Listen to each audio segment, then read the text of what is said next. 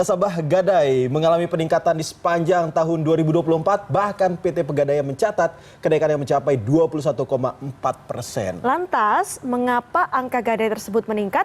Apakah hal itu menjadi pertanda bahwa kondisi ekonomi masyarakat semakin sulit? Simak ulasannya dalam laporan khas Redaksi Pagi.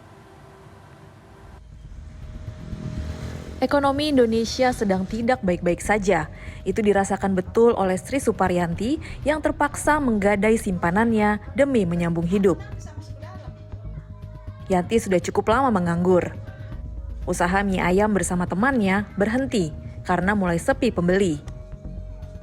Beruntungnya saat dulu masih menjadi karyawan di perusahaan tekstil, Yanti rajin menabung dalam bentuk logam mulia dan perhiasan. Namun setelah pabriknya bangkrut, kerja serabutan ia lakoni. Yanti menaruh harapan besar kepada jasa Gadai karena berharap bisa menebus hartanya tersebut suatu saat nanti. Namanya kita masih berharap mungkin nanti ada uang dari mana. Jadi ya tetap bertahan dengan Gadai dulu gitu. Kecuali sudah mentok gitu, ya udah mau nggak mau terpaksa dijual gitu. Ya jualnya ke situ-situ juga kadang-kadang istilahnya buyback atau apa gitu. PT Pegadaian mencatat terjadi kenaikan Gadai sebesar 21,4% sepanjang tahun 2024 dibandingkan tahun 2023. Nilainya mencapai 64,52 triliun rupiah dibandingkan tahun 2023 yang sebesar 15 triliun rupiah. Sebanyak 97% nasabah menggadai emas baik berbentuk logam mulia maupun perhiasan. Sisanya barang elektronik dan barang mewah lainnya seperti tas dan jam tangan bermerek.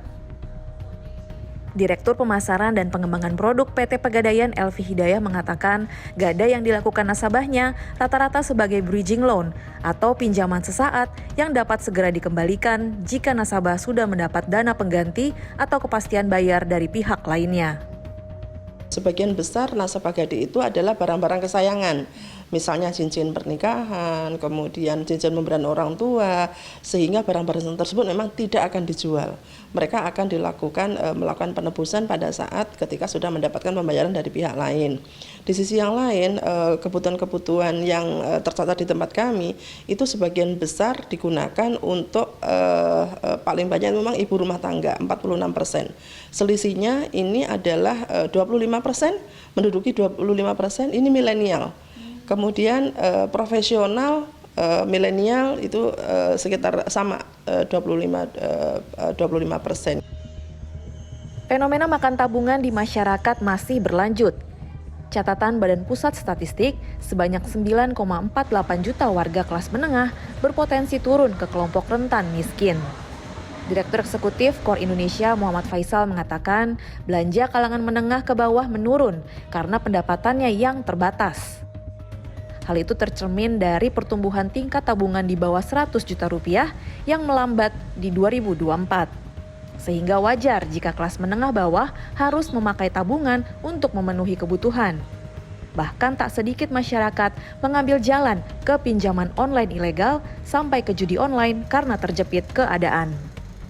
Ya, Gadai ini memang biasanya menjadi solusi kebanyakan ketika sudah kehabisan aset, kehabisan tabungan. Biasanya memang meningkat karena tipikalnya itu meningkat ketika dalam kondisi perekonomian secara finansial masyarakat itu sudah betul-betul tertekan. Menjadi solusi bagi mereka yang terbatas ya, daripada harus meminjam dengan bunga tinggi misalnya atau meminjam dengan yang lebih berisiko misalnya gitu ya, apalagi sampai judi.